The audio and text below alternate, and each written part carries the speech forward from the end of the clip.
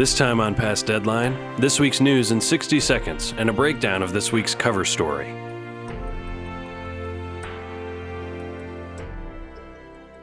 I'm your host, podcast editor Ben Ackley, and this is Past Deadline, your behind-the-scenes look at Central Michigan life. Here's this week's news in 60 seconds. In an update to last week's episode, former Executive Senior Associate Athletics Director at the University of Texas, Amy Folan, is slated to be CMU's new athletic director. With a 4-year contract worth $290,000 annually, Folan will be the first woman to be CMU's AD. The University Art Gallery has now reopened with 2 new exhibits. The exhibits, Department of Art and Design Faculty Exhibit and Bivouac by Hannah Perrine Mode, are now on display through October 1st. Mode will be giving the annual Barstow Artist in Residence talk at 5 p.m. on September 29th on WebEx. On September 21st, during CMU's Student Government Association General Board meeting, students debated what the spring semester should look like. The student body has several options for structures of the semester, none including a traditional spring break. Those options include start on January 11th and end the semester a week early, do the same but have online-only classes the first week and encourage students to stay in their dorms, start on January 11th and have several days off on different dates, ending on the scheduled date, or start on January 19th and end on the scheduled date. Up next, we break down this week's cover story, Changing Title IX.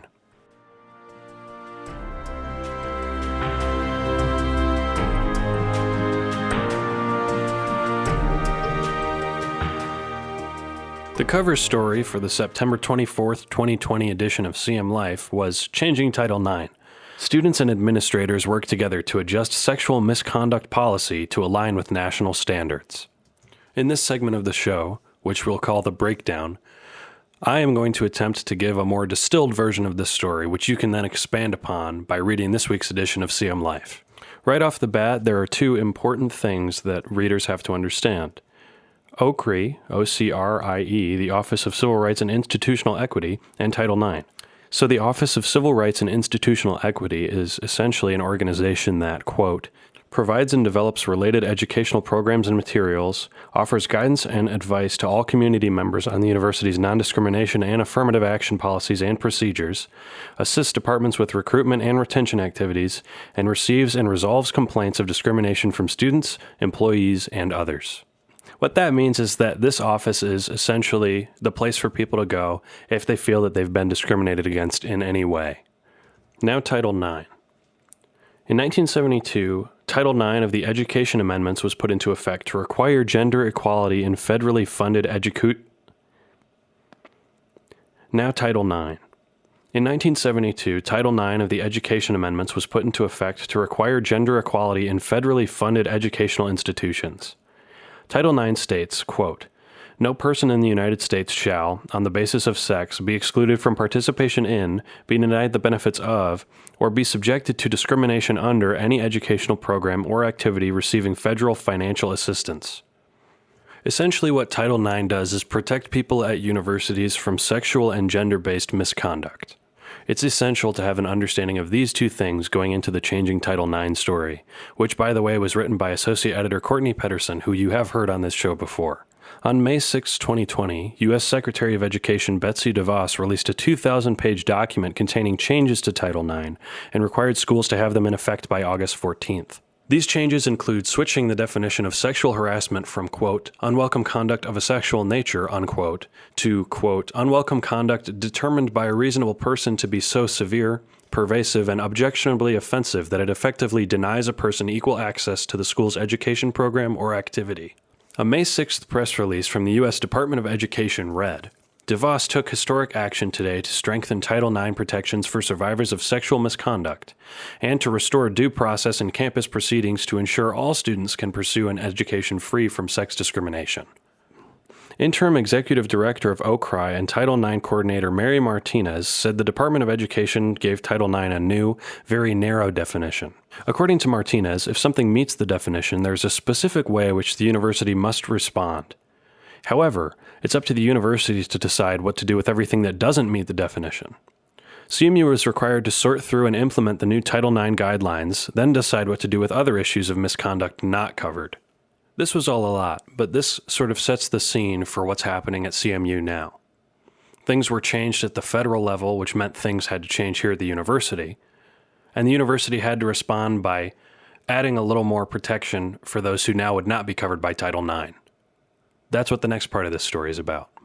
Since protections under Title IX were narrowed, OCRI decided to modify and expand its sexual misconduct policy into the more encompassing sexual and gender-based misconduct policy. Martinez said the biggest change was reevaluating the way CMU investigates and determines responsibility. As a result, OCRI changed its singular investigation model to a hearing model. In the single investigator model, a single OCRI investigator gathers and compiles statements and evidence. The same person then analyzes facts from the investigation to determine, quote, by the preponderance of the evidence, unquote, if an OCRI policy was or was not violated. In the new hearing model, an investigator gathers and compiles statements and evidence.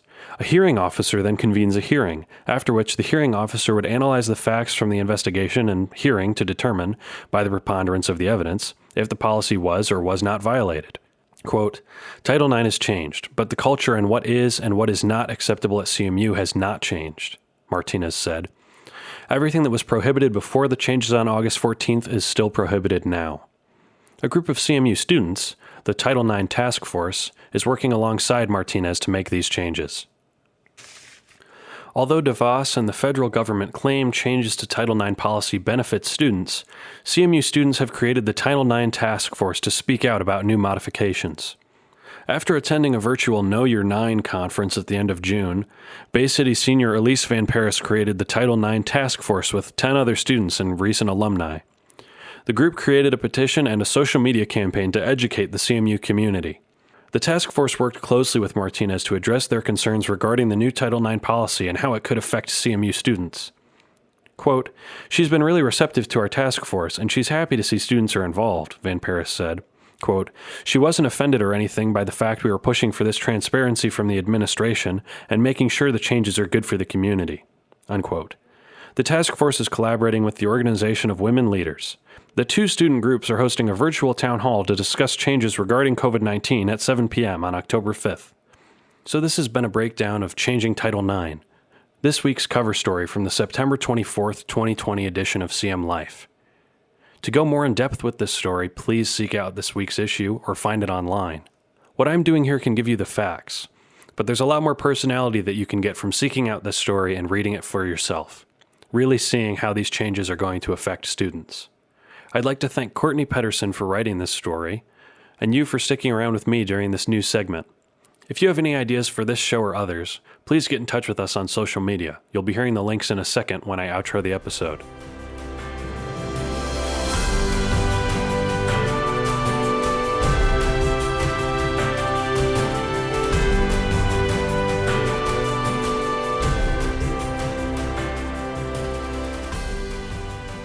You've been listening to Past Deadline, a production of the CM Life podcast division. Every story referenced in this episode can be found at our website, cm-life.com. To keep up with us, follow us on social media at Central Michigan Life on Instagram, at CM Life on Twitter, or follow the Central Michigan Life Facebook page. I've been your host, podcast editor Ben Ackley, and this has been Past Deadline. Until next week, so long and stay informed.